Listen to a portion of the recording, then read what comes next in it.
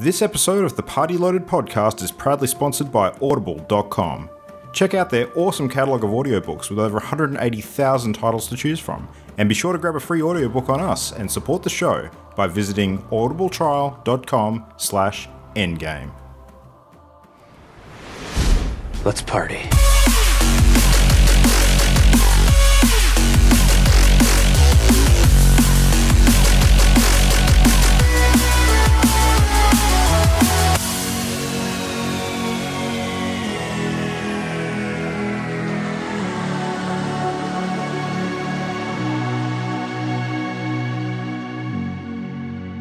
Hey everyone, and welcome back for another evening of Party Loaded. Fun time with friends, chatting around, talking about video games, and friends indeed tonight. We have, from the top, we have Jam. Hello, Jam. Hola. We have Ollie. Hello. Hello. We have Christian. Hello. Hello. We have Matt. There's 5 of us here. Holy shit. Hello, Matt. Hello. Hello. So Matt Dyet, producer from Stirfire Studios, makes his return to the show after, what is it, like a year since we spoke to you on the program last, I think? It's been However about a long year. it was, it's been too long. Yeah. Welcome back. Agreed. Thank you. That's it. So we decided tonight we've got far too much to cram into the show. Let's just add more people and see how that all works out. Just layer it on. It's a big old game that stacks on in video game land. Too many cooks. Too many cooks. Yes. We like to make a mess, so more cooks in the kitchen is all good. Makes delicious, delicious meals. We'll have a tasty. delicious meal, a video game fun. So yeah, how's everybody doing? Been a all right week for everybody? Yeah, It's been good. Been good. Good? Nice. So Matt, let's do the sensible thing and actually hone in, if you like, on the guest first for a change. So what has been going on in your land, mister? What's new in the land of Matt? And I mean, we can't talk too much Stirfire tonight because you're working on a lot of top secret fun projects, but what have you been up to lately? Yeah, so Stirfire's been awesome, and I can't say why. But everything else, I've actually been working on my own little card game, which is the reason I believe you brought me on tonight, because it's kind of appropriate for a Valentine's Day episode. Well, we would have had you on anyway, but this just seemed like too good an opportunity to pass up. No, so I've been working on a dating card game because I decided, I know nothing about dating, so that makes me the perfect candidate to make a dating card game. Nice. Of course. And I've ended out with this card game concept about a post-apocalyptic future where everyone in the world is set up immediately with their perfect match. Mm-hmm. And everybody else doesn't really, there's a whole bunch of people don't really like that whole idea. So they set up underground illegal dating rings and set out to find their perfect match illegally. And so this is what the whole card game's about. You basically take on the role of somebody that's trying to find their perfect match in a dating ring that's got raptors and unicorns and other random characters in it. And you're trying to make all of them love you. I love it. Is awesome.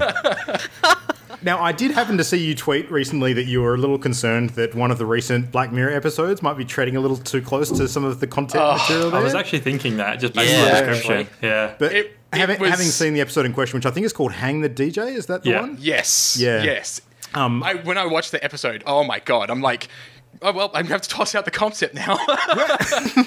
I don't know. I think yours sounds different enough. I think, and Yes. this is in the forefront of our minds because it happened to come up in a separate conversation today, but it seems like almost like a cross between a post-apocalyptic dating sim and Kung Fury.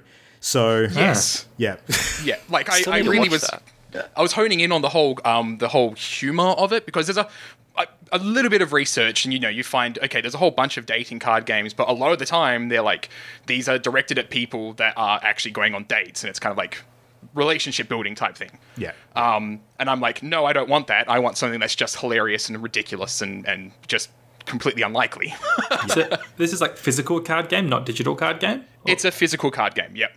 And like, So- is you play it by yourself and romance cards, or is it multiplayer thing? So the way it's currently all designed, you can play it alone, but it's way more fun when you play it with friends. Cool.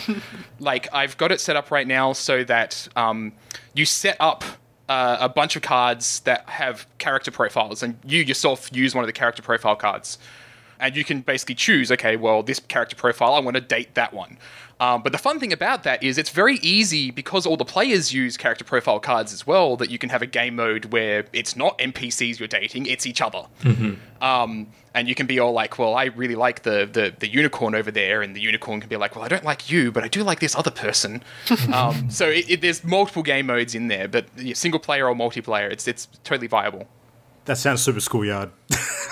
Yeah. Actually, I love how you're building a game that represents like real life, you know, a dating game where it's a hell of a lot more fun with other people rather than just on your own. Exactly. Yeah, dating unicorns, just like real life. Yeah. You're horny, mate. Oh, God. No. So the understanding I had was that this originally sort of was gestating as a video game idea in your mind, and it sort of turned into a card game at some point. What was the decision that sort of tweaked that? It was when I started to actually write it. So a friend and I were discussing ideas for over-the-top, ridiculous, totally don't do that games. And one of the things that came up actually turned out to be a really good idea, because we were like, a roguelike dating simulator where you fail at the dates and you die. So you have to go back and it randomly generates out a new date for you to try and date. And it's like, that's a hilarious idea. And I started actually typing it up. It was just like, you know, I got to get this out of my head and on paper. Yeah. And I started typing it up. And the more I started typing it, I'm like, this is a great card game. Like, it just fit. Because then I don't have to sit down and try coding this thing with a whole bunch of roguelike elements. And it just works as a card game really well, because to get a roguelike in a card game, you just shuffle cards. So True. Yeah, that makes total sense. Nice. I like it. Does it have a name? Not yet. It has a backstory, which got written really early on. I'm pretty sure I was like half asleep and I thought it was hilarious. But it hasn't got a name yet. I always leave the name until last. Excellent. Maybe we can crowdsource some ideas for you. That could be an interesting write-in topic. Oh, I would love it, because like I'm totally. I want to have this thing. I want to give it legs, take it to Kickstarter and everything, get it funded. And I've already got ideas for expansions. So one of the ideas I've been throwing around is like, you know, it'd be really hilarious to have a game developer themed version of the game that's an expansion. So it's like, okay, well, I'm going to date Gabe Newell. And Gabe Newell really likes magic, so I'm going to cast Fireball on Gabe Newell and stuff like that. Isn't Gabe Newell's thing like he has a massive knife collection? You should work that in somehow. Yes, actually. No, so in the game, characters have traits, and one of the traits that characters can literally have as appealing to them is weapons. So that's totally a thing already. That's awesome. Can I make one suggestion, though? If you're going to make an expansion to a dating card game, you shouldn't call it an expansion. You should call it an enlargement. An enlargement, I like that. An engorgement. Oh, dear. All right. Well, that sounds awesome. There's another thing I wanted to ask you about, which seemed to be a fairly recent activity that I know you're a little bit involved in and is a bit sort of... Well, I was going to say it's local, but it's not really. It's international, isn't it? The Global Game Jam. It's in the name. Yes. So now I know you were homebound this year because you were a bit ill or something was going on, but you still managed to take part remotely. So how did that all shake out? Yeah, so literally... It turns out that when you just randomly post stuff up on Twitter, things often happen. And so I'm there at home and I'm not feeling well. I'm like, oh, well, this sucks, because I was hyping myself up for the entire week to go and do the Global Game Jam.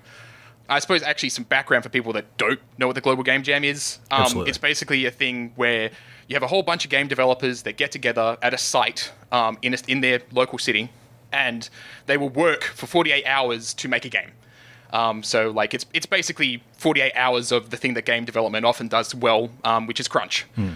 So this year I was like, okay, well, I want to go do that, but I got sick. I posted up on Twitter about, you know, I'm really disappointed. I'm not going to be there.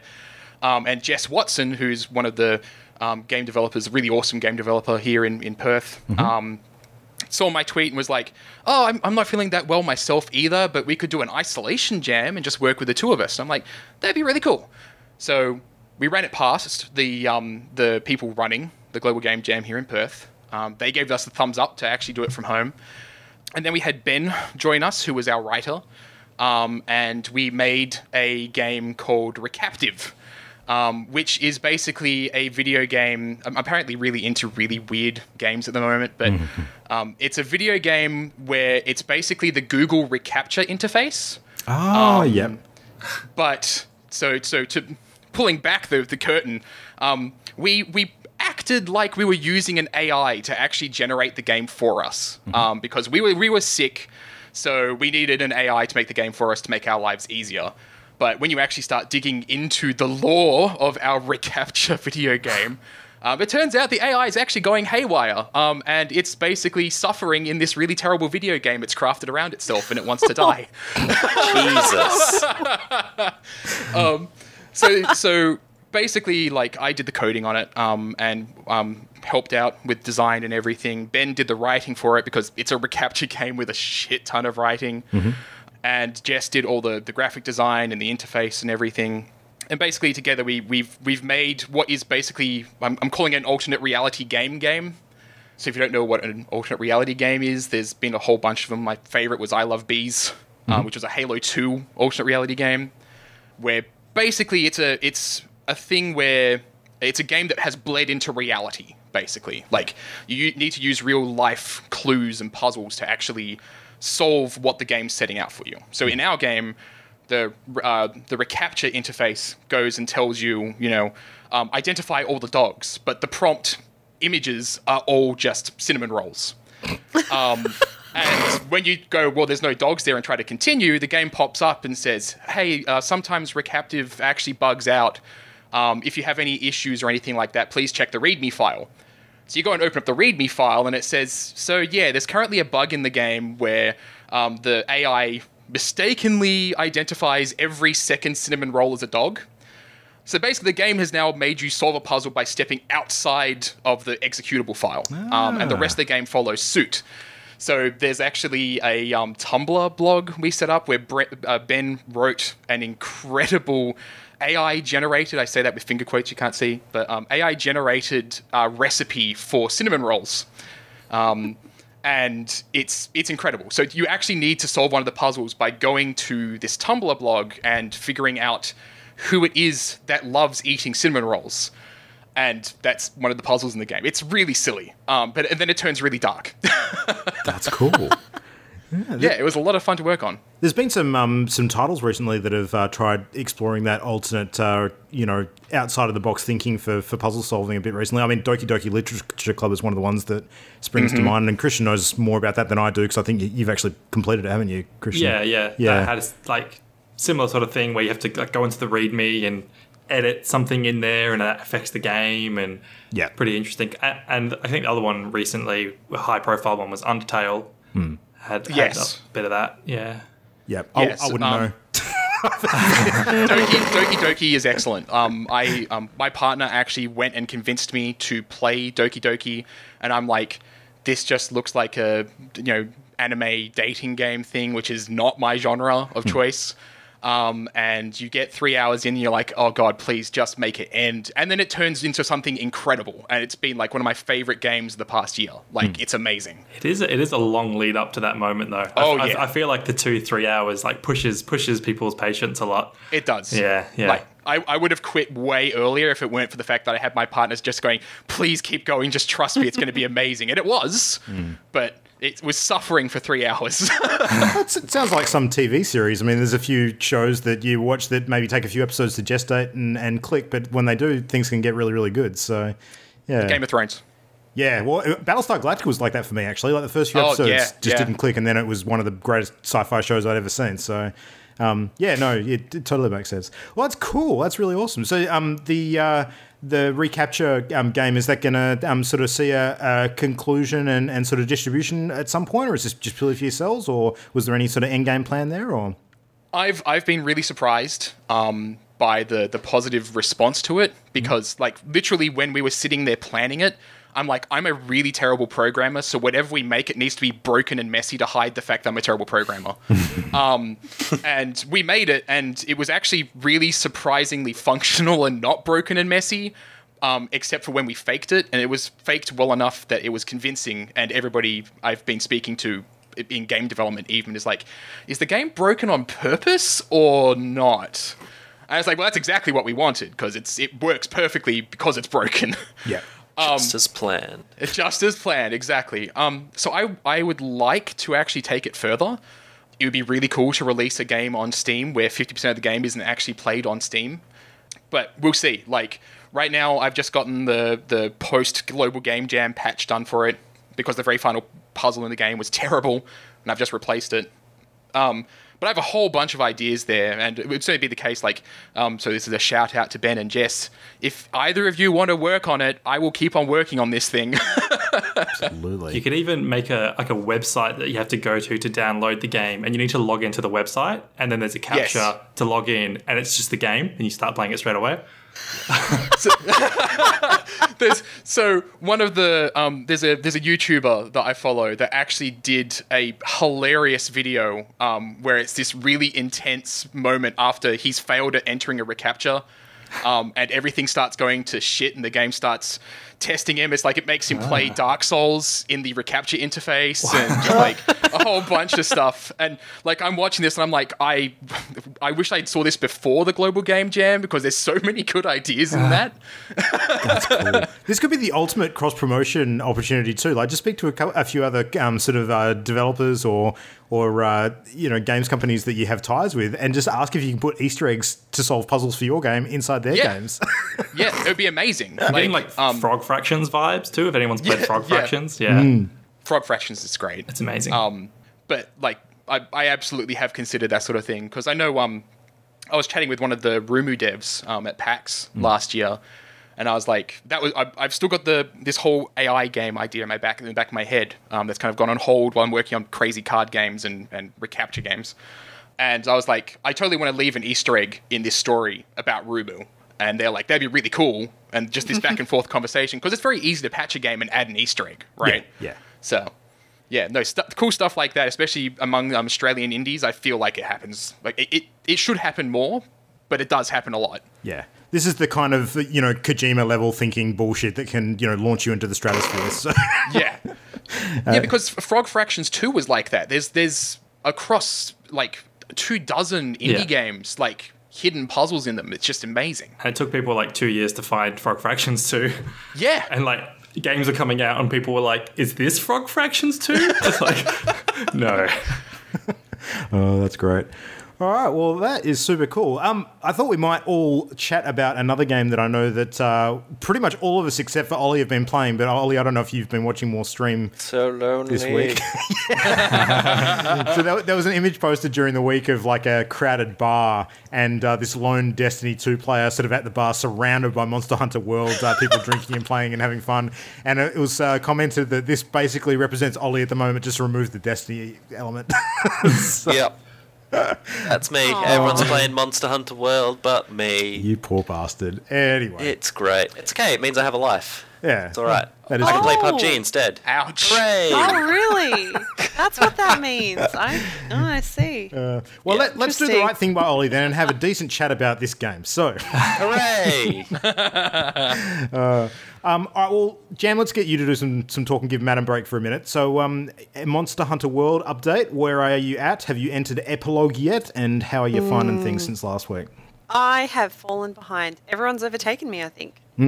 Yeah, so over the weekend I didn't get nearly as much time as I wanted. I think I'm Hunter rank 10, I think. You're doing right.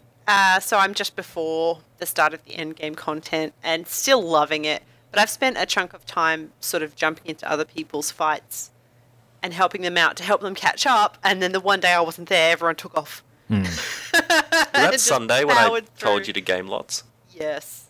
Sorry. Yeah. No, it was good. I mean, I jumped in some other things. I did some Mellow and some Overwatch and some PUBG. But yeah, I love this game. I love Monster Hunter. And I'm not going to get bored of it anytime soon. And the outfits alone. I need to see and collect all of the outfits. I finally finished my butterfly outfit. It's gorgeous.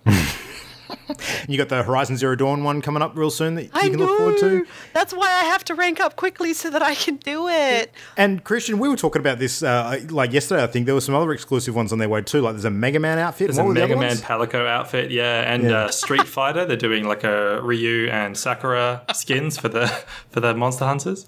And it's weird because it's not just like themed armor. You just transform into those characters. Like you're just Ryu with boxing gloves on fighting monsters. That oh my God. is awesome. As you do. It would be cool if they reskin one of the Toby Kadachis as like a giant Blanca or something like that. Oh yeah, that would actually work really well. Yeah, that'd be so cool. Well, where are you up to, Matt, in terms of progress and hunter rank and that sort of thing? My partner and I, we have been taking it really slow, and literally like, hey, there's a new monster. Oh wow, its armor looks really cool. Okay, let's just grind that monster until we can complete the set. Yes.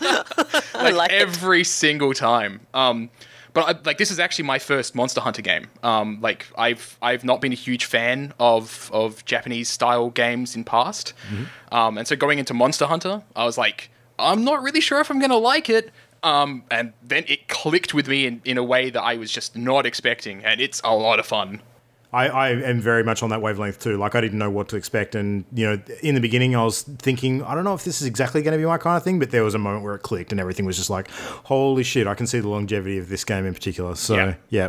Although ironically, as a result of playing this, I don't actually feel compelled to play any of the other ones at all. So there's no need to. There really isn't. Yeah, I'm getting that impression.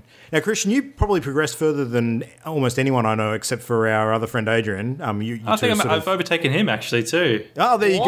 Yeah. Flex your e-peen and tell us all about your monster hunting prowess. Well, I'm well and truly into like the high rank section of the game, which is where like the game kind of has two tiers. The first sort of 30 hours of gameplay, you're in low rank, and then you progress into high rank, which we have been calling like the end game. But the further into it I get, the more I realize that it's not the end game, it's actually the bulk of the game, and I think it's more appropriate to call low rank kind of like the prologue rather than high rank and epilogue. Yeah, because I think that there's hundreds of hours of content in high rank, whereas you get through that low rank in maybe 30-40 hours. So yeah, I'm getting stuck in there. Always surprised that there's more to see. Like I got to high rank and thought, okay, maybe I'll see some new subspecies of monsters, but then nope, there's a whole new class of monsters to see, whole new area to explore, so much like way more armor sets than I had anticipated too, and it's just blowing my mind at how much content there is. Yeah. I was just going to say the thing that surprised me the most, and you saying epilogue sort of illustrates this really well, was that the story content didn't end at that high rank point. It kind of just slows down a bit. It kind of just rather than just going from one consecutive story quest to another, you kind of get given these time-consuming tasks between story quests where you have to travel between the different areas and find some like tracks of mysterious monsters, but you can't really do it all in one mission, so you're kind of encouraged just to keep that to the side, and you'll do some more optional missions and then eventually get to the next story mission rather than just being able to power through them. Kind of spreads it out a bit. The multiplayer aspect of the game seems to be really intuitive too, like the SOS call function, where you can actually respond to other people sort of sending out distress signals and send out your own to encourage multiplayer combat.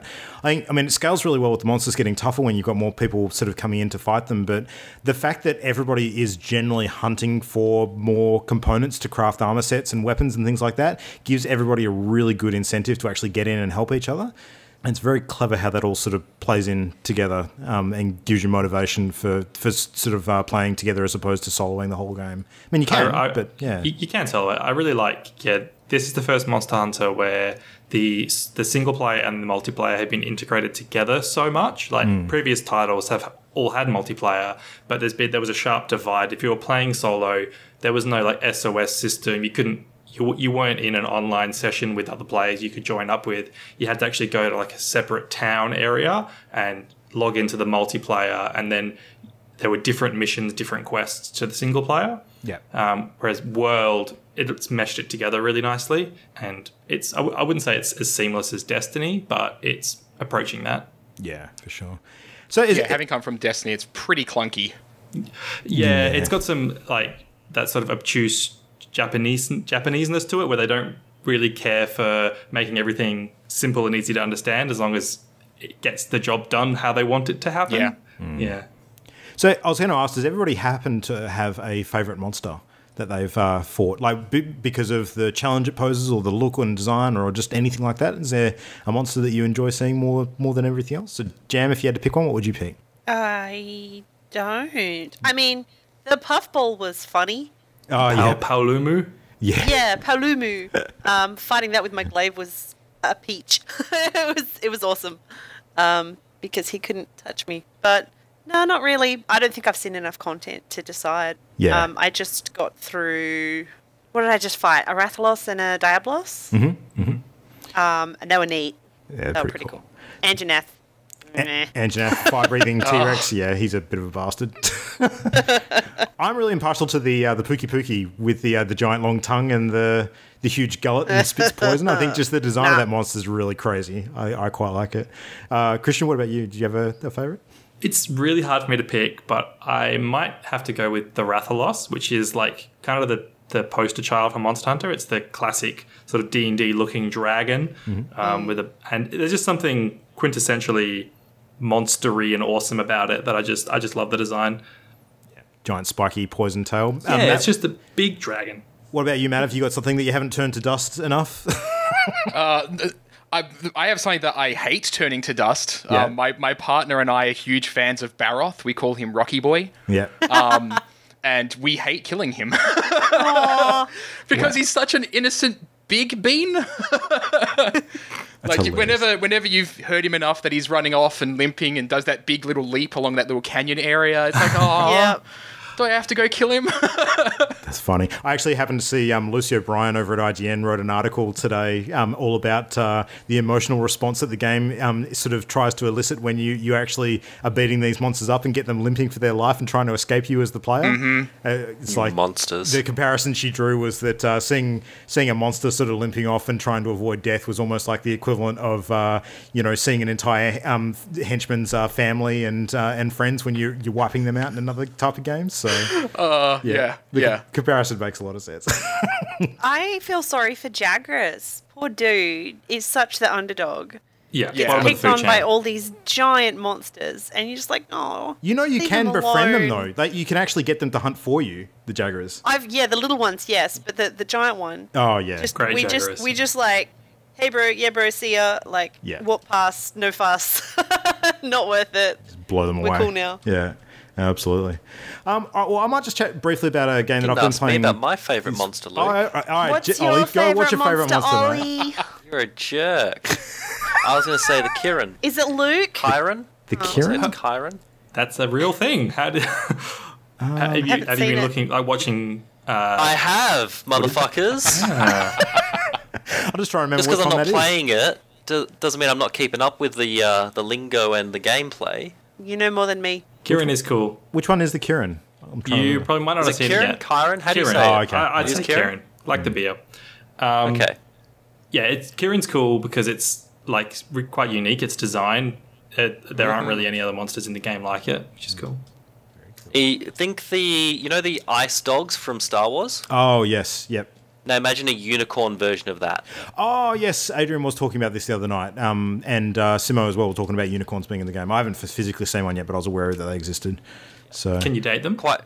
Not that I know of. Make that a Monster Hunter World Easter egg in your card game. Oh, yeah. That's a really good idea. I'm going to take notes. Give me a second. All right. Let's call it a kissing. Sweet. This is what we do. I charge 10%. Oh, okay. Of what? Yeah, exactly. Just 10%. Just 10%. Oh, shit. Of stuff. Just the tip. Of stuff. Yep. So, big monsters. I want to talk about another game involving big monsters, and that is Shadow of the Colossus. So the remake on PS4 I've been playing this week. Now, I haven't sunk a whole bunch of time into it yet. I am probably just over an hour or so deep. But I feel like I've gotten a much better idea of what the game actually is now, having heard about it for the last number of years and never actually played the damn thing myself. So I am 2 Colossi down at the moment. I've beaten 2 out of the, 18 in total? I think that's right. 16 or 18? Sure. Yeah, that sounds about right. So, yeah, really, really enjoying the game, but I am surprised by it. Like, it is actually not what I expected. And the reason why it's not what I expected is because I think that like the style of combat when it comes to dealing with the Colossi is kind of what I expected, because it's kind of, I think it's not so much boss fights as it is like a complex moving platform sort of puzzle in a lot of ways. There's a little bit of combat involved, but that's not really the key element of trying to beat the Colossi. It's kind of all about, you know, climbing on them and finding the weak spots and you know, trying to deal your damage to those spots before getting shaken off. And I'm sure that the mechanics will change on some of the other Colossi as you go along, but I don't sort of want to look ahead and have any of that spoiled for me yet. But the rest of the game, I'm actually finding remarkably and pleasantly so minimalistic. Would that be a good description for those who have actually played this before? I definitely think so. Yeah. I'd agree with that. Very like empty but atmospheric world. Yeah. Yes. That's atmospheric is a good way to put it. I mean, it's an open world game, but it doesn't kind of fall into the common open world tropes of, you know, trying to fill a space with as much content as possible to interact with, whether it be for story building or, you know, game mechanic purposes. And there's no convoluted sort of inventories or upgrade sort of paths or, you know, dialogue trees or any of that junk to deal with. It's pretty much just... The game is very straightforward in what it's asking you to do. It's asking you to, for a very key purpose that is sort of set up in the beginning, hunt these giant colossal beasts, bring them down, report back, go for the next one. And it's great at setting that up and not really leaving you wanting to do much else. So I think that for that sake, it's actually a really clean game in a lot of ways, and I'm enjoying that aspect of it quite a bit compared to some of the other things of it's like that I've played recently. I mean, it's a breath of fresh air compared to Monster Hunter. Fuck, that's like, you know, removing all of this extra detail that has been, you know, pleasantly but bogging me down for weeks now playing that kind of game. So yeah, no, it's good. Have I got anything vastly different to that to look forward to, guys? Is this something that's going to surprise me? Like, is there like a big mic drop in the mid act or something, or is it going to be more of the same but better and harder and tougher, and I don't know? I will not say. All right, cool. all I say is, like, the game knows exactly what it wants you to feel, and it's very good at doing it. Okay. And it, yeah, there's certainly no sharp drop in quality. Yeah, but it has particular strings that it's going to tug at the right moments, and it knows when to do that, is what the impression I'm getting. Something like that. All right, interesting. Sure. That's intrigued me enough to keep playing. Not like I wasn't going to keep playing anyway, but yeah. Sounds good. But yeah, the graphic quality compared to some of the screenshots I've seen of earlier sort of copies of the game on PS2, was it?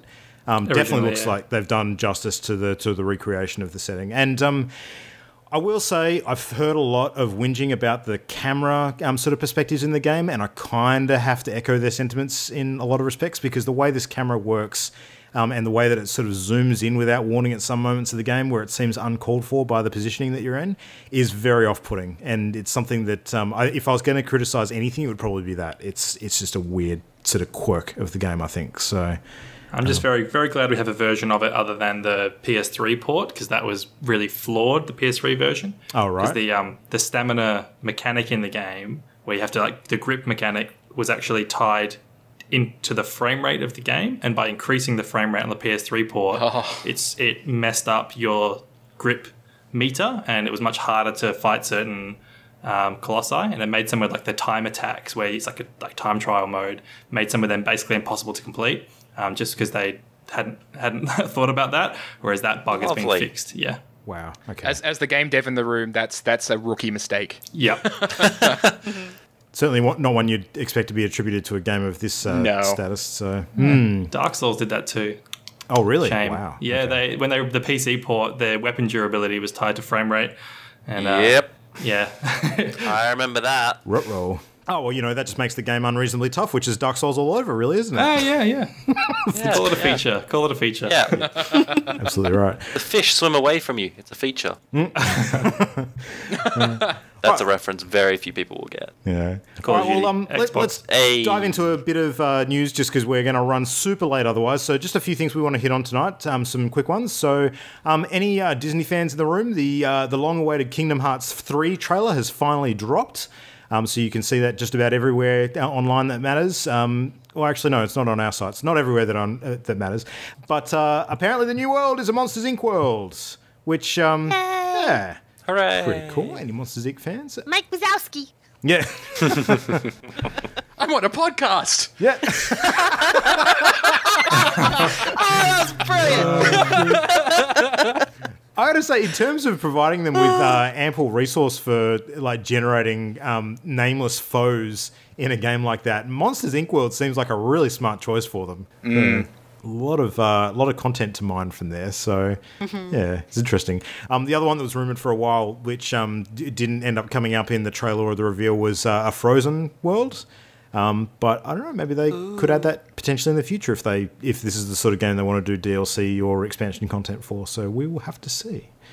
I mean, Disney's going to own the world soon, so they can just have anything Exactly. they want. Pretty much true. Anything they want. Do whatever they want. Yep. All right, well, Destiny has had a little bit of stuff happening this week. So Bungie has announced that there's going to be some big revisions to a couple of the key parts of the Endgame, which is the Nightfall strikes and the Prestige raids. So a few people are sort of wondering whether this could be a turning point for the Endgame, because, a lot of people, it seems, I mean, if you're to believe all of the mass media going around about the game at the moment, it's that people are deserting Destiny in droves to play Monster Hunter, which I don't think is necessarily true, but... I mean, it's certainly the case for our group. Just going to put it out there. I haven't played it since. It is, yeah. Anecdotally, it's pretty supported. That's... I guess we do see a bit of evidence. I don't think it's necessarily like people all of a sudden realizing they're not enjoying Destiny. I think it's more just a case that people were ready for something new. So, yeah, exactly. But I'd of course, agree with that. People beat it up a bit and say, all this is wrong. Destiny definitely has some things to work on, but they're going to work on the Nightfalls by changing the structure of it a bit. They're removing the clock from the Nightfalls, it seems, and instead they're going to have like a scoring system, which sounds intriguing because they're still going to have a timer, but the way that the timer will work is that it doesn't sort of end the mission; it just reduces the amount of points you get for defeating enemies as you're completing the strike. So, it's actually going to encourage you not to sort of run past sections now in order to beat the clock. It's going to be, still try and take out as many enemies as you can, but you just do it quickly and efficiently to get a better score. So, they're going to actually give you some emblem mechanics called challenge cards, which will actually allow you to track the score that you're getting in the Nightfall challenge. So, you can actually have like a best run score, which shows up on your emblem permanently on your challenge card that you can refer back to, and some rewards might actually be tied to getting that score under a particular or over a particular level. So that sounds interesting, giving people a bit of a personal best to work on. So yeah.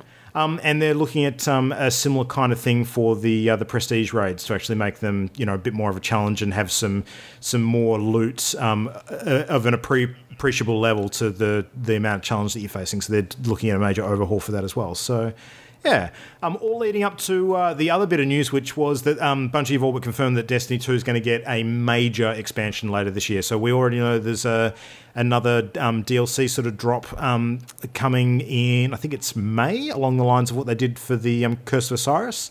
So that was the next one that was sort of planned out and part of the season pass that people were able to buy. But the major expansion that we could look forward to later in the year will be something more akin to, for Destiny 1, like the Taken King content. So where there's a major turning point for the game, new races added, maybe big new locations, all that sort of stuff. So there you go. Some stuff to look forward to. Which is Rasputin theme, I think, which I'm really looking forward to. Yeah, there's a bit of mention of him in the game already, so it'll tie in neatly into that lore. And of course, there's that big Easter egg when you finish the story mode of that potential new race waiting out in the dark recesses of space that could rear their ugly heads as well. So we will have to see. I mean, I hope so. Yeah, it would be good. Now, Christian, you've got an interesting bit of news that sort of follows on from some of the loot box controversy that we spoke about months ago. So what's going on? Yeah, so I won't go into it too much because, 2017 there was a lot of news about loot box controversy with some high-profile games like Battlefront and Shadow of Mordor. But recently in Hawaii, I think just today actually, there were 4 bills that were presented to their state Senate that are aimed at restricting loot boxes in games. So one pair of bills aims to prohibit the sale of games featuring a system where players can purchase a randomized reward using real money to anyone under the age of 21 years old. So they basically want to make loot boxes prohibited to anyone under 21. And then the other pair of bills would require game publishers to prominently label games containing randomized purchase systems and disclose the probability rates of receiving each loot box reward.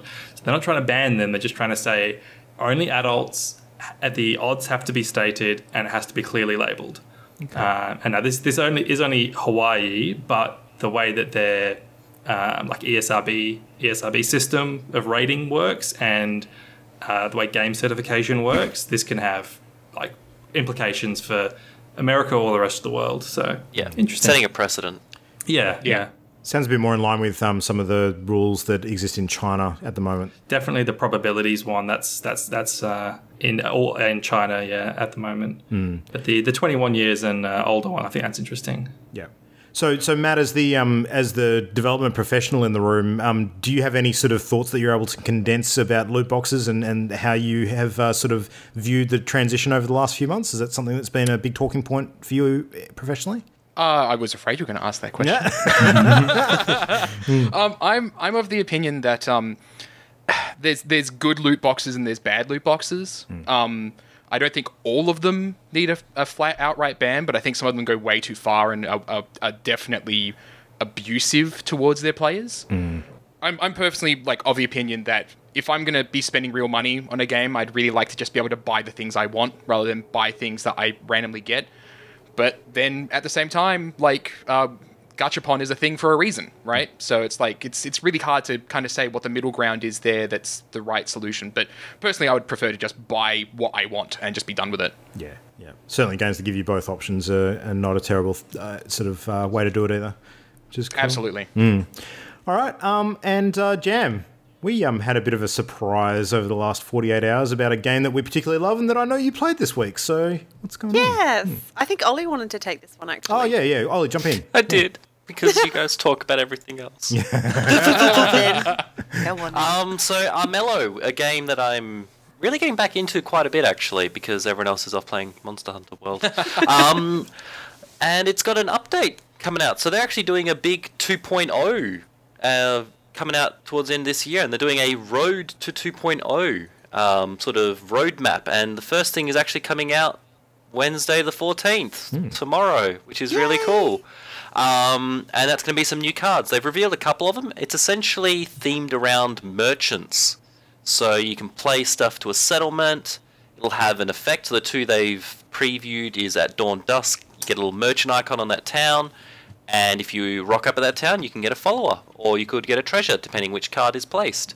And so it basically makes towns more useful than just going, yep, I got my prestige farm over there, or yep, a little bit of coin income. It gives them a bit more versatility in the game, which I quite like, rather than just like, yeah, I've got a town, cool, no worries. Because you do occasionally reach that critical mass point where you're like, I don't need any more gold, I've got all my stuff, so towns are basically worthless to me, except if they're in the way and they're perils. So I like this because it makes towns a bit more relevant, which is kind of nice. Yeah.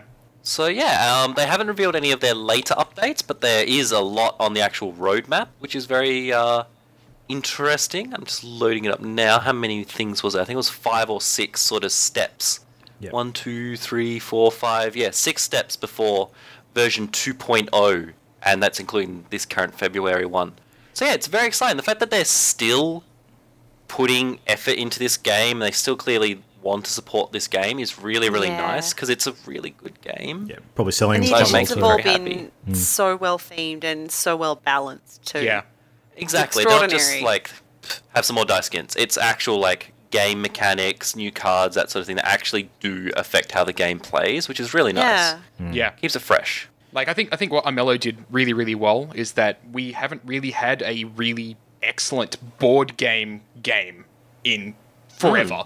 And then Armello turns up and it's a completely unique concept. It's not just like Monopoly done really, really well on PC. Yeah.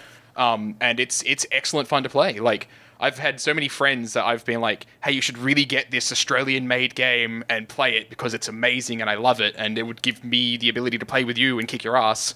And, you know, it's just kind of spread, and now most of my online friend group ends up actually having a copy of Armello to actually play it whenever whenever they feel like it. I think that we are yet to infect one Christian with this game. Yeah, I kind of keep it quiet because I've never played Armello before. Yep. Nor do I really know what it's all about. Christian, So, you are on the list. you guys want to give me an education? Fuck yeah. Game of Thrones with small furry animals. Yeah. That's a really good description. With some extraordinary elements that wouldn't work in actual real life board games because there's like stealth mechanics and bits and pieces that it's beautifully designed. Yeah, It's just a delight to look at. Yeah. Now, the you have to card play. collection aspect of it, is it just like everyone has access to all the cards like in a set Yeah, board there's game? certain It's not a collectible card game. No. Okay. All the collectibles are dice and sort of skin stuff. It's all cosmetic. So yeah. Okay. Yeah, and it has a kind of Dota style aspect with the characters. Like you actually choose a character with certain powers and such. Interesting. It's good. Greatly influences how you play Oh yeah. Yeah. So one character can play do you have, very like, differently. magic. Do you have an account that develops over games and you acquire new things, or is it It's kind a of basic rank, but you start every game at the same level as everyone else. okay? With the same options available to you. Yeah. You just have to try and be the first to get to the character you want in case someone else Yeah. gets it first. I see. If for some reason you don't want to go to the horse's mouth and check out the Armello website or the League of Geeks site, we happen to have a video on our site of We Jam do. and Mimo having an evening with Armello. Right? We did a thing. That's right. Forgot about Check that. out. It was a good game. Yeah. I actually realised what it reminds me of the most. Does anyone ever read the Redwall series? I haven't, but I'm I've familiar. heard of it. It's on It's my a little list. like mice, Kind like of ish, yeah. Mouseketeers. sort of It thing. reminds me a lot of that. Some listener out there is going, fuck yes, you're right. And everyone else is just going, what the fuck is he talking about? But that one person knows what I'm on about. Yeah. Is that like Mouse Guard or is that different universe? Different That might be what I universe, was thinking of. kind of similar idea, but not just mice. Right. Okay. Interesting. Even though I know Mascot isn't just mice. Yeah, totally. Well, the thing that I was surprised by this 2.0 announcement, though, was, conspiracy theory time. What do you actually think a 2.0 of this game looks like? A version 2 of the game implies a slightly larger shake-up and overhaul. So do you... Can I wish list? Yeah, go for it, yeah. I want a whole new clan. Mm-hmm. I want some more trinkets and rings and stuff. I want extra character for each clan because I'm greedy. Okay. I want new cards. I want water tiles Ooh, on the map. Okay. And I want a variety of maps, so you can have a mountainous map, a foresty map, a deserty map, that sort of thing. I want a that. different map layout. Yeah, the last one definitely. Yeah. Yeah. Something that would just skew how you play and how things become accessible. That would be amazing. Don't know how it would work, but it's just, yeah. I would like so some many different thoughts. objectives. So maybe not a game that focuses on the whole castle mechanic and the different win conditions that you currently have. Maybe an alternate way to play. I think could be quite interesting. Yeah, so another WinCon. Well, I mean, it's tough to sort of say just another WinCon because there's kind of already 4 WinCons with There the is 4, same yeah. mechanic. But yeah, and it's tough because that kind of, that would really change the way a lot of the cards in the game play. But I don't know, maybe they could make it work with a 2.0. I don't know. I reckon that it would be really cool to have a King of the Hill mode. That actually takes yes. place like the kings died and nobody actually took the throne, so now everybody's fighting to stay on the throne. That would be a fantastic thing in case of a tie, if there's a prestige tie or something like that. Oh, hang on. Yeah. Wait, I've got it. I've Like got a tiebreaker. So you have the map as it currently is. The game starts. 100 players drop onto the map. Oh, God. And every round, the map retracts by a hex. 1 hex less, yeah. Oh, God. Of course. There we go. Why Amazing. don't we think of this? Yeah. Ship it. Yeah. The map Capture is the also flag. 400 hexes across. Yeah, absolutely. The cards are now in loot boxes. Yeah, Oh, we have to stop. We're just butchering a beautiful thing. absolutely. I'm sorry, League of All right, Geeks, speaking I'm of butchering sorry. a beautiful thing, let's move on to tonight's main topic. What? Anyway, so it is Valentine's That week. segue. In fact, it is Valentine's Day tomorrow. So if you haven't bought your significant other or your partner or the love in your life something special for Valentine's Day, well, sucks to you because by the time you're listening to this, it's too fucking late and you're already in the doghouse. But Wow. we're going to chat about Wowzers.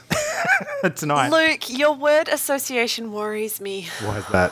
That segue just... Yeah, I know. It's great. So love No. and romance Not the in word video she was games. going Let's talk about that. So I mean, sort of latching onto the Valentine's theme, and we've already chatted about dating card games and bits and pieces tonight. Let's dive straight in and actually talk about how all this kind of stuff can actually relate to video games and when we actually see this sort of thing done right. So if we're talking about love and romance in video games, what is the first thing that comes to mind for everybody? So Matt, let's start with you. What is the first thing that springs into Matt Dyet's head when we say love in video games? Go. Eris Morn and Cade 6. Hey. I ship it. No. Luke, can you just every now and then just put like a giant ship horn sound in? Yeah. That would be fantastic. No. I mean, let's be honest. Like the people I feel have done romance so well in games that aren't just about romance has to be BioWare. Because I remember playing through Mass Effect 1 to 3, and then finding out while I was waiting for 3 that Tali would be a romanceable character in 3, and feeling really proud of myself that I just spent the past 2 games not romancing anyone. Saving yourself from your true love. Interesting. Because so Mass Effect 1, when you don't romance anybody, the whole cutscene where your partner would normally turn up is really emotional without them, because Shepard's on their own. And so I actually really liked that. Like, I remember actually originally playing through it and getting a partner character, and I was like, I didn't actually quite like that. I wonder what happens if I go back and then don't have a partner character. And I remember enjoying the cutscene so much that it sold me on my canonical Shepard not actually romancing anybody until Tali turns up. So, yeah, like, that for me was a really cool moment. I basically spent 3 games, adoring this cute, smart, funny character, and then finally being able to get rewarded in 3 for that patience. So...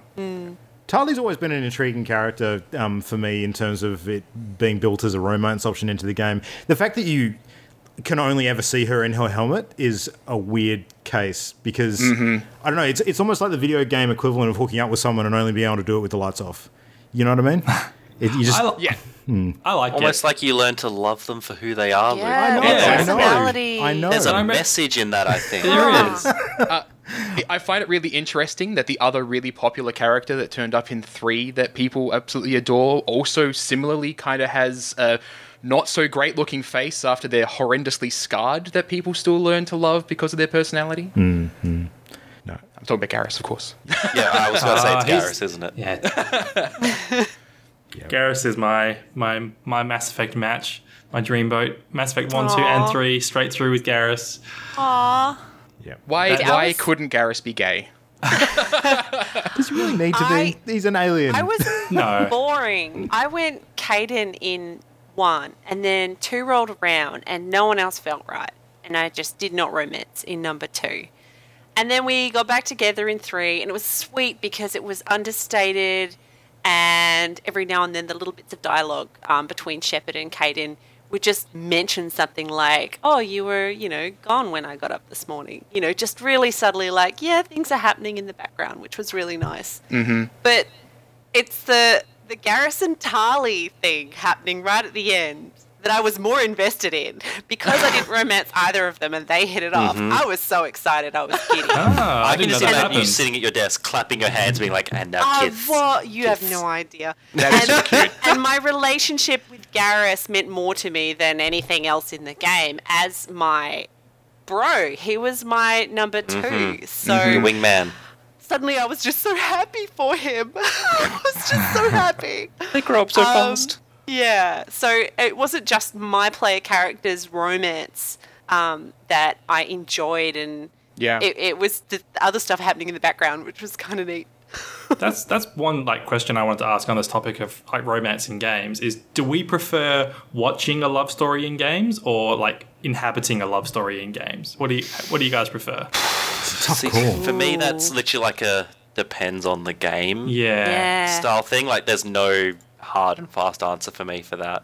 The Witcher games, I love being part of that story and being like, hells yeah, I know which one I'm going for every time. It's Triss. By the way, it's always Triss. It is always Triss. Yeah, that's the correct answer. Yeah, everyone else is there wrong. is no other Sorry. correct answer to that one. I completely agree. I'm so glad. Yeah, a friend of mine's not on this podcast. But yeah, for me, for games, because they're an interactive medium, I prefer being part of them generally. But if, like, for Jam with Mass Effect, if you don't romance, say, Garrus and Tali and they hit it off, you're like, I wasn't part of that directly, but I can still enjoy this. And so, for me, because games are interactive medium, I prefer being part of it. Like having some choices and decisions I can make. I think the big difference between, say, the Witcher series and Mass Effect in particular, though, is the Witcher's protagonist that sort of fulfills that role in being involved in that relationship is a lot more defined. Like, you know, Geralt is Geralt. You know who he is. Yeah. You know his backstory, what's built him into the character he is now. Whereas Shepard is a lot more malleable. You can be fem-shep or man-shep and completely change that character to be, like, as close to you as you want it to be. So Paragon or Renegade, it can, change up quite dramatically. Absolutely. And that's a very BioWare thing too. I mean, it carries through in most of their other games. Another one that I really enjoyed the character relationship aspects to more recently was Dragon Age Inquisition. There were some really good ones in that. But again... See, no one grabbed me in Dragon Age Inquisition. Yeah, I can't actually remember any of the main characters by name, which probably does tell a little bit about how memorable they were in that game. But I do recall... I can't remember her name. The assistant that sort of helps you out with a lot of the secretarial type stuff and sort of she's a bit of a merchant and spy master kind of character. Oh, no, not the spy master. That was one of the other ones. The one that has the puffy yellow sleeves. I can't remember her name, but you know who Does she have a French accent? I think remember so. her. Yeah, I think I romanced her. Yeah, she was like a rich aristocratic kind of lass. Yes. Yeah. She was quite intriguing, and we sort of hit it off in the game. And it's one I didn't actually expect to happen, but the conversation just started leading in that direction. I was like, well, let's go with this and see what happens. So, yeah. I was Cullen. That's some of the time where it works the best with the BioWare games, though. Like, I think despite the fact that you know every one of those characters in a lot of the games is potentially romanceable, forcing it, I think, is the wrong way to play those games. I think it's much more fun to kind of go with the flow and just do what comes naturally as opposed to having like a tick list that you're trying to do by the end of the story. So, absolutely. Yeah. It's why like most dating games I don't really enjoy that much because the end reward is to, you know, finally get that date. You're spending the entire game pushing for that thing, right? Yeah. And I'm just like, give me a dating game where my interest is not in dating other people, it's in setting other people up together. Like, that'd be really cool. Yeah. Oh, I don't think if I know a game that does that. I can't think of anything. Like Football Manager, but for... No, wait. I think there is actually a game that involves around this. Hold on one sec. You keep going. I'll Fallout Shelter. Research. You pair people up Yes. in that. There you go. But yeah, another romance that I really liked was actually Nathan Drake and Elena Fisher. Oh, Uncharted. Yeah. Yep. This Like, was good. Like theirs was like, Nathan is such an asshole. And like you're playing the most recent one, and you're like, oh mate, like you're screwing this up, and you really deserve to get dumped, but you kind of are barracking for him as well. Like, you can understand his situation, and like when they do finally get back together, she's understandably upset and angry, and it's like he deserves this, but it feels so real, right? Like it feels really like a real does. relationship. You know they're good together. You want to see Some of the them quiet win. moments are really good. Yeah, absolutely. Playing Crash Bandicoot together, that was such a good moment. So good. Yeah, that whole thing just involving dinner as well, and them sort of sitting down and having a meal, and the fact that the conversation didn't actually have anything to do with the upcoming sort of challenge and adventure and all that sort of stuff. I totally agree. That was a fucking human moment that really added to that. The other thing with Nathan and Elena as well, though, is like going back to Uncharted 2, I think one of the great things about that relationship that they have is it is actually the catalyst for some real character development with Nathan Drake. Like, he definitely matures over the course of that game and actually becomes much less of an asshole as a result of it and starts to genuinely care more about this other person than he does about the treasure hunt. So it's good. Yeah. Spoiler alert. Well, I may have found my the game I was thinking of. Oh, okay. It's called Kitty Powers Matchmaker. It is as fabulous as it sounds. Just That's FYI. amazing. I'm gonna have to look this up now. Okay. Jesus. It does exist. Okay. I remember watching a video on it because it was on my YouTube channels of choice, not because I went looking for it. And yeah, it's fabulous. I'm just going to leave it there. That's all. It does exist. Has anyone anyone played a game or heard of a game called Facade?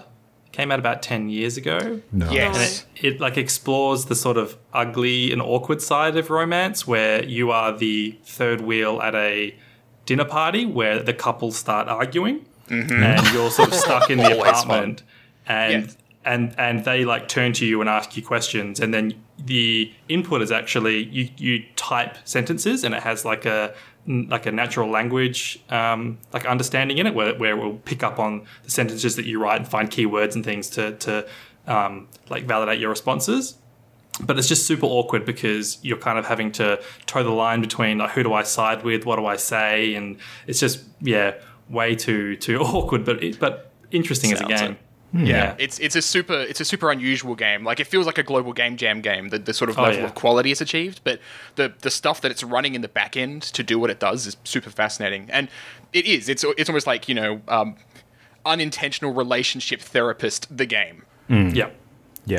I can really respect that, actually. Like, I think, you know, the most common trope when it comes to love and relationships in games is like a relationship developing throughout the course of the game where the end state is that you actually end up with that person, or you know, sometimes they die and or leave the story somehow, and that is like a catalyst for like a very powerful end message. But games that would be more about the unfun stuff that comes with actually building a relationship with someone and a connection with someone and all that awkwardness and the fact that things don't always go well, I think that content could actually be a much more powerful storytelling element if it was used a little bit more often. So there's a game I really like that dealt with that stuff. Some people may not like this game for certain thematic reasons, but Catherine by Atlas, the Persona team. That's one I've meant to play, yeah. Yeah, it's kind of like a game where you play as a character named Vincent, who is at a point in his relationship where his girlfriend wants to sort of take it a step further and tie him down, maybe get married, and he goes through a bit of a crisis. And then this other Catherine like approaches him, and she's much more sort of sexy and like a free person, and sort of tries to tempt him away from his girlfriend, and you have to sort of answer questions that are posed to the player about relationships and what you do in certain situations. I find it really, really interesting. Yeah, that's intriguing. Actually, one game I can remember that had a fairly emotional connection to me in terms of the awkwardness of relationships was actually, Jam, you might remember this too. Do you remember the opening of Firewatch? How you actually had to go through? Yeah. That was really powerful. I mean, it kind of set you up to maybe second guess a lot of the aspects of the main character going into that game, and it didn't necessarily sort of strongly connect to the main events of the game itself, but I think because it underpinned it from the very beginning, like it gave you themes of caring for someone who was ill and the impact that can have on your life, like when there's such a huge part of you and you've had a relationship with them for so long, so much so that you've kind of given up on your own wants and needs a bit. And that was a really awkward but powerful message to kind of build a character from in the very beginning of the game. I thought that was very well done, how they did that. And quite brave as well, I thought. Another game that does that, but it's not a dating game, is Morph Girl. If you remember, it was that weird movie click-through horror game that I was talking about that had a ridiculous ending. Yes. Has a lot of that, like, your partner's quite sick, and, like, how you go about that and how you interact with that person, and it loves punching you in the gut over and over again, that game. So it did it quite well as well. I have to give it a shout out because it was quite well done. It's no Hatterful Boyfriend, but oh Jesus, those games just I don't know. Jam, maybe you can. I know this is treading ground we've trodden on before, but games like Hatterful Boyfriend and other sort of dating sims of their ilk, and I guess we can't really... Dream Daddy. Actually, Dream Daddy is probably a good example. What is it about those games? Because I just do not get it at all. That actually... Hatterful Boyfriend was... it was rubbish. Yeah.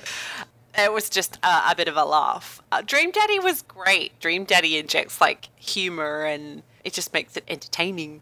I don't know. I haven't played many of those sorts of games, but... I think if there's an element of humour and if there's good dialogue, that can be really quite entertaining. Just to see how you might interact with the different personality styles. They're usually, well, fairly cliched and whatnot, but you know, they worked in some fun background stories and development for the relationships, but it was just a competition to see who you could, you know, snag at the end. So yeah, they're really it is games, what it is.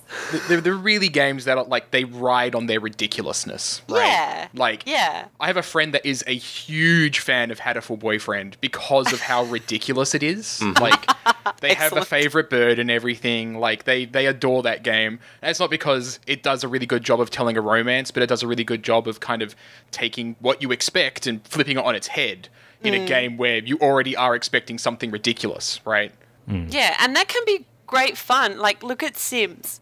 Like, it's absolutely absurd. I can high-five someone 5 times and then jump into bed. But, you know, that works in real life, isn't it? What you expect. Yay, woohoo. like real Hey, life. can I woohoo here? Can I woohoo there? Oh, look, that works. Okay, great.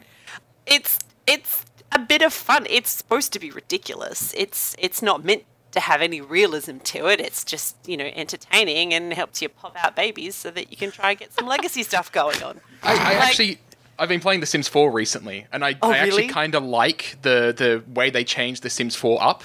Because I haven't played 4 yet. I've resisted for so long. So I actually got sold on buying Sims 4 because I saw a bunch of videos of people building incredible stuff. And I'm like, this looks way better than the previous games. But the way it does romance is that rather than having just one bar that just like, you know, you progress over time into romance, it has 2 bars now. And one of them represents friendship and the other one represents romance. Oh, okay. So you can fall out of romance, but maintain a friendship. Exactly. And that's good. You cannot be friends, but you can be romantically attached. Huh. It's really interesting because basically if you end up doing the whole, hey, we just repeatedly high-five, you'll be great friends, but you're not going to sleep together, right? Good. But if you go up to someone and just flirt with them a whole bunch, you're not going to be good friends, most likely. So, Matt, what I'm hearing is This is that great. the mechanical change for this game now is that if you really want to jump into bed with another sim, you have to bar up. Is that what I'm hearing? Oh, God. Anyway. Like, no, you can go and jump into bed with a sim because it's really easy to raise the romance bar, but it's not easy to raise the friendship bar, and it's actually really fascinating. Like, Wow. I've got a pair. Scaringly accurate. Exactly. I need to get this, damn it. Yeah. Like I have a pair of Sims that are living together, and I was like, okay, well they have to be really good friends. It's like they're doing stuff together all the time, they're being friendly and everything. But then I'm like, well, they also have to be a romantic couple because that's the way they're set up. And their romance bar is filling out so fast. I'm like, oh god, now they're just flirting all the time and they're doing nothing friendly. It's just the worst. Wow. I was telling It's you really earlier today, interesting. Jam, Sims 4. I know. This needs to happen. I'm going to cave so fast. Well done, Damn Matt. it. That's hilarious. See, on the whole Japanese style dating games, I feel like, because Luke, in particular, you're not a huge fan of the slice of life style animes, are you? Yes and no. I mean, it depends on whether I feel that that aspect of it is forced or not, which it often does appear to be, like for the sake of it, you know, it being one of the centralized themes as opposed to it just being a natural progression of character development. So, Wasn't what I asked at all, but that's okay. Maybe I've misunderstood. So, yeah, because those games with the Japanese ones for the normal... Well, I guess there's 2 types. I should preface this. As far as I can tell, and I know someone's going to correct me on this, when it comes to the Japanese-style dating sims, there's the ones where you go, cool, I get hentai at the end, and the other one which is just a fun dating-style sim, and it's more like a visual novel. Is that okay? Yeah, does that sound about right for those of you That sounds like a pretty good assessment. So what do you mean by slice of life? Can you just explain that a little bit more? So slice of life is just like they go through everyday stuff. You have like some minor relationship drama, you know. You got to do your homework. You got to go home. Do your chores. You got to, you know, do your job. So you have some money to take out the stuff. It's like episodes of Friends. Nothing really changes. They're just going through their life, sort of thing. Yeah. It's not supernatural. There's no magic. There's no boss fights. It's just everyday people in their life. relationships. Yeah. I don't mind that kind of thing, actually. I think it's... one of the great things about that kind of setup is that it provides ample opportunity for dialogue, and it's not sort of following a centralized sort of core plot. It can just be natural. So I actually do like that aspect of it. You might love a lot of Japanese dating games then. Oh, God. Because they have shitloads of dialogue. Interesting. It's one of their things. So the ones that go, cool, here, have some hentai at the end, I'm like, well, the internet exists for that. Why are you wasting 4 hours of your life for that? Just going to put it out there. But I guess it's like a payoff reward, so fair enough. Best one of those that I can find, apparently, when I typed in top dating games into Google, was Honey Pop in 2015. Oh, I've heard about this. Suitably hentai-esque. Yeah. Hatful Boyfriend's right next to it. So I guess it goes hentai, ridiculous, and then, like, slice of life. So I guess those are the three, really. And so the slice of life one I can see the appeal quite a bit, because it's just your chance to basically live a TV show via a computer game. That seems nice. Or for really socially awkward people, they get a chance to practice social interactions. That's not that bad. It's a training simulator. One weird thing about the slice of life Japanese like visual novels or dating sims is they're all set in schools. Yeah, like there's none with adults. Like there are very few anyway with adults. Yeah. Thanks, Japan. I actually get really excited when there's an anime series that's not set in high school. Yeah. Or without any teenagers. It's fucking fantastic. I think the reason why so many of them are set in schools, though, is, I mean, in my mind, it comes across as twofold. One is because it's a really good environment for a lot of people to be interacting with each other. In that kind of format. It's a melting pot. Yeah, but the other thing too, and this is why I think as kids we enjoyed watching a lot of dramas on TV that involved kids at other schools, is because as a form of escapism, it's actually probably the closest thing to our own realities in terms of things we can identify with personally. So everybody's been to school, whereas if you do it in a particular workplace or place of employment, then the way that that's set up may be completely different to what you've experienced in your own life, as opposed to something that's a lot more relatable. So. Yeah. Absolutely. Yeah. I don't have a problem with the school setting in general. I mean, I'm a massive fan of the Persona games, and they revolve around school life. It's just the setting's a little overdone sometimes. Yeah. I would agree. A bit saturated. I'm sure there's some generic office ones. Yeah. There surely has to be some. Well, in terms of romance and that kind of thing, I mean, schools are sort of hot melting pots of angst and all that drama, yo. Yeah, absolutely. Hormones, yeah, for sure. A lot of people sort of experimenting and trying out different aspects of their life for the first time and that kind of thing. So I guess there's a lot of college ones. There'd be a lot of college/university ones as well out there, I imagine, and for that very same reason. Absolutely. I got to play those ones. I'm going to do some research. So we've mentioned a couple of things already tonight, but I'm actually curious because this sort of we'll maybe go in a little bit deeper on this. But as far as like romance and mechanics, like have you seen anything that works particularly well when it comes to actually integrating it with the game aspect of the video game as opposed to just the storytelling aspect? So the Sims one with the different bars I think was a really intriguing one. Is there anything else that you guys have seen that seems to have supported that style of game well or not?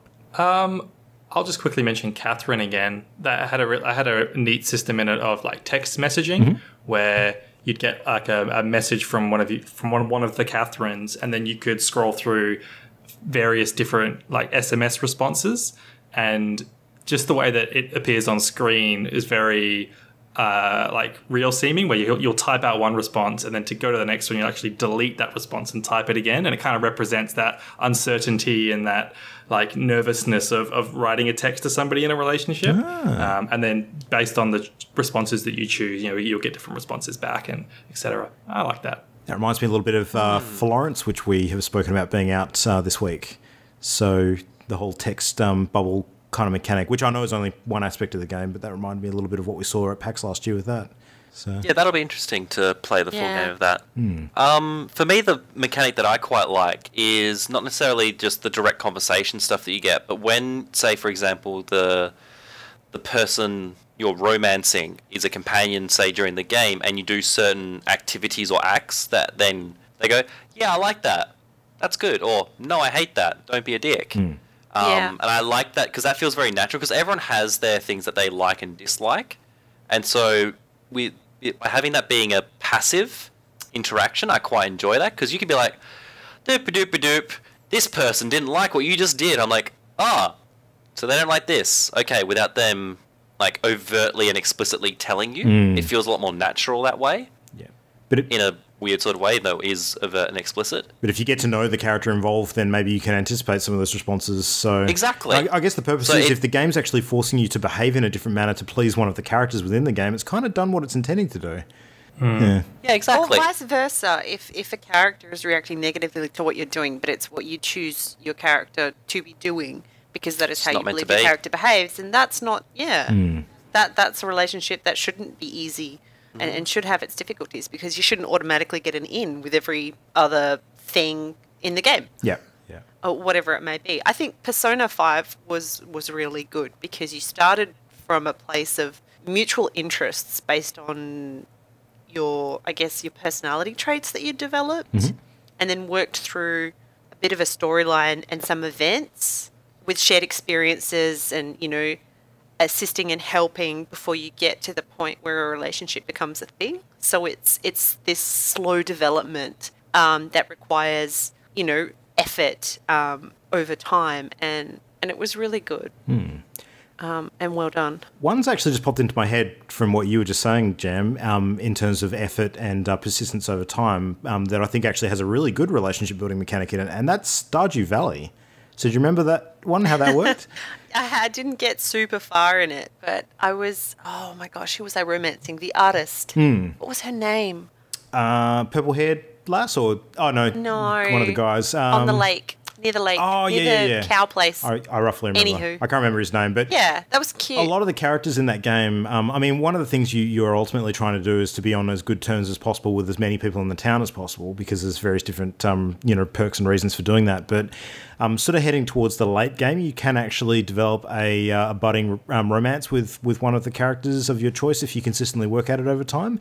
And eventually you can actually shack up with them, and that allows you to expand the size of your house and start a family and that kind of thing, which has, very real benefits in-game to, the amount of space you've got and the amount of people you've got helping you perform your tasks each day and that kind of thing.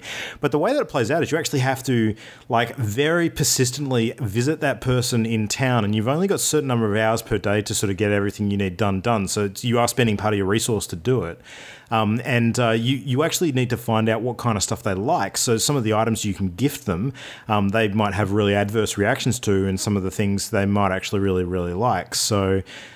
but the way the calendar plays into the game is quite relevant too, because there's opportunities for you to earn additional sort of points from them. I can't remember if it's strictly a point system, but it works similar to that, where if you remember their birthday, for instance, I think that's a thing.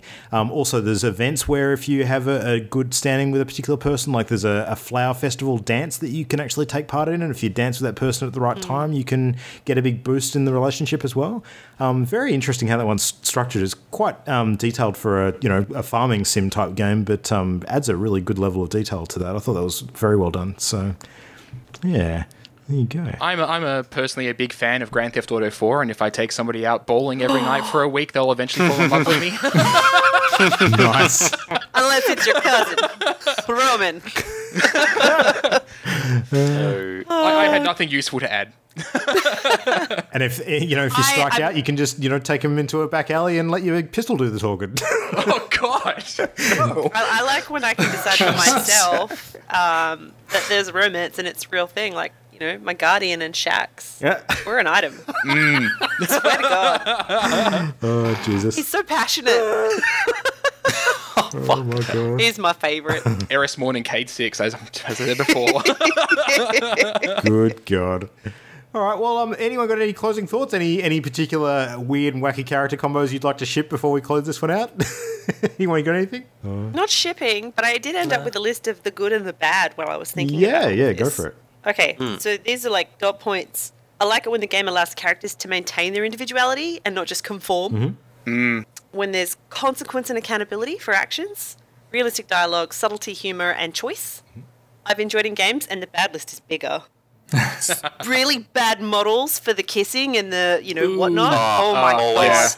Early BioWare is guilty of that. And when they try and get the noises in there, it's like, no, it doesn't work. Yeah, they're trying to do the Team America World Police kind of thing. The character, just having the voice actors try and make the noise, it's like, nah. Thinking back on it, I actually think that not a single BioWare romance scene has anything but music on it.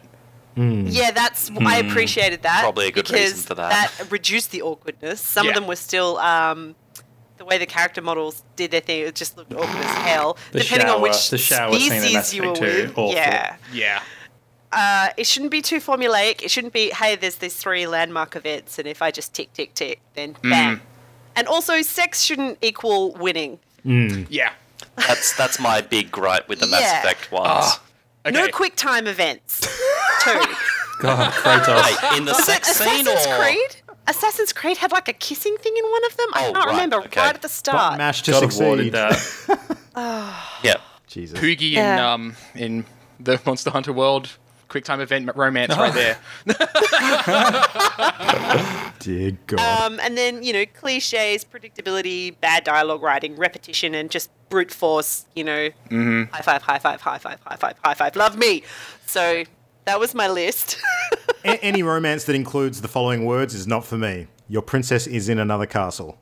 Fuck that shit. Yeah, I had a list of 2, dishonorable mentions of couples, and Mario and Peach is there. And the other one, for me, was actually Dom and Maria from Gears of War. I actually really hated that romance. Yeah. It's just so cliche action hero with the dead wife going on. Yeah. Master Chief and Cortana was really good up until Halo 5. Yeah. Yes, completely agree with you there.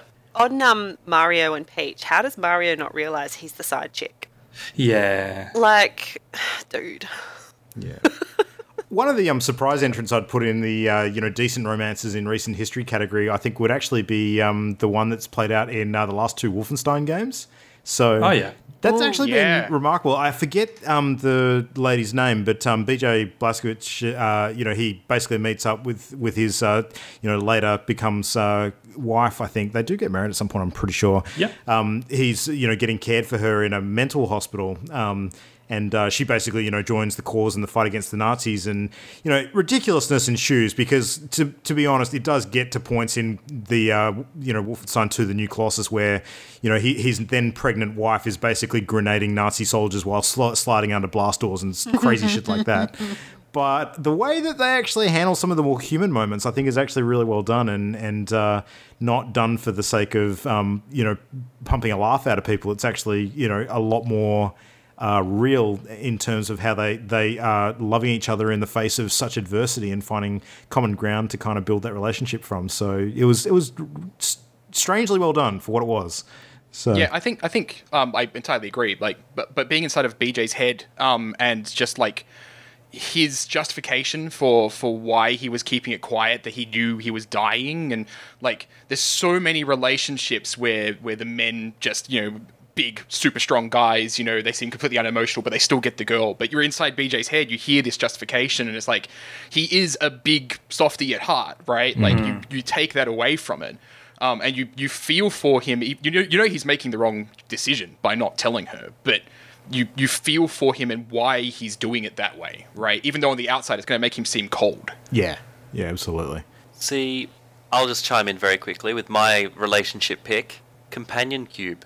How can you fuckers not remember that one? You have to...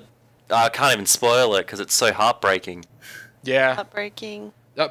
Companion Cube is really interesting because the game literally tells you that you're supposed to love it, and people just do. Mm-hmm.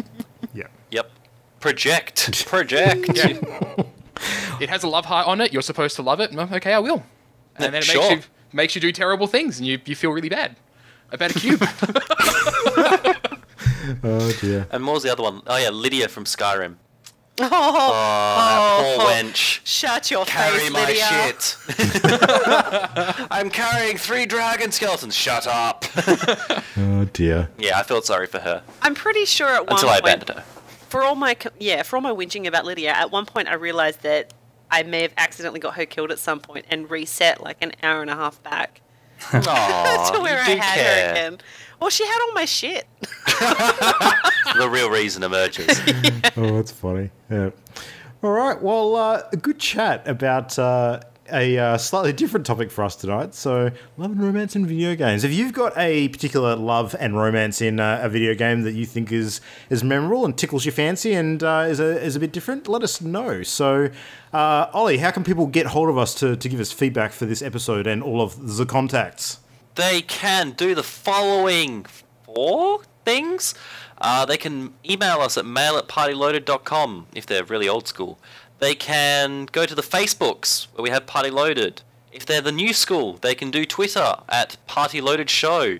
And then we also have a YouTube's channel, which is youtube.com/channelendgame.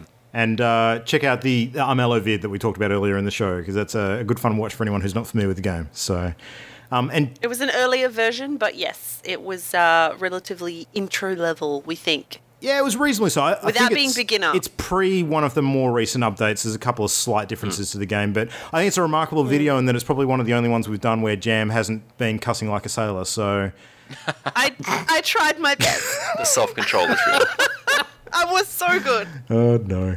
All right, well, so what's everyone got coming up? Matt, what's on the horizon for you besides the usual ongoing stuff? Anything interesting coming up in the near future? Oh, geez. Monster Hunter? Yeah. Yay. Supplanter. Absolutely. No, like I'll be working on this card game. I am still flipping the coin as to whether or not this other game idea I had is actually going to be a game or a novel. I'd really like to polish up my writing skill because I don't wear enough hats as it is. But other than that, like it's just... there is stuff that Stirfire is working on, and hopefully we can talk about that later this year, but for now I have to be quiet about it. And that's most of my life right now. Yep. We will book in time for Shawsies. Absolutely. Yeah. Jan, what about you? I have to catch up in Monster Hunter with everybody. Yeah. That's the big one. And figure out if I'm committing to a second D&D game for my off weeks. It's going to happen. Oh, Jesus. Definitely going to happen. I just spent $200 on a new dice tray. It's going to happen. We'll get you started on Sims first and see how much time you got spare after that. Oh, yeah. no. Ollie, what have you got on this week? Anything different? I'll be playing Monster... No, I won't. Monster Hunter World. No, I will probably try and fit a bit more Armello in because we have to teach Christian how to play now. Yes. And so that's going to be an evening at least. Good. Yes. Yep. Oh, he'll know better than us in a week. Oh, no, he'll be like, guys, I've sunk 300 hours in a week, and be like, that's not physically possible. But I know. Yeah. I'll still do it. If not, I don't actually know what games. I've got so many options. I might try some single-player games, actually. I'll have a look at single-player games now that all my fucking friends are abandoning me. It's probably the best time for single-player games for you, actually. It really is probably going to be the only time I actually get any chance to do a single-player game, probably. Maybe Wolfenstein. I might check out Wolfenstein. Yeah, nice. Christian, what's on the slate for you this week? Well, more Monster Hunter for sure, and then if I find time, get back into... No, I guess, yeah, Armello, yeah. But also Hearthstone. The Hearthstone's always hanging around, tempting me back. Yeah. So we'll see. Absolutely. Ollie, I might actually join you and chat about Wolfenstein next episode because I got my new gaming rig on the weekend, and that was the one game that I was looking forward to actually playing now that I've got a system that can run it properly. So there you go. Load that sucker up and actually play through it where I'm able to get more than 15 frames a second. That sounds great. So don't feel bad about playing it on the lowest difficulty. I'm just going to say that. See, you say that. Nah. But I'm way too much of a masochist to actually accept that advice. We will see. We'll see. All right, anyway, we'll report back on how that goes in time for next episode. But thank you for joining us for episode 115. We'll be back again in 7 days' time to chat about more fun and frivolity. But until then, good night. Good night. Bye. The Party Loaded podcast is a Channel Endgame production. For this and more great gaming content, bookmark channelendgame.com.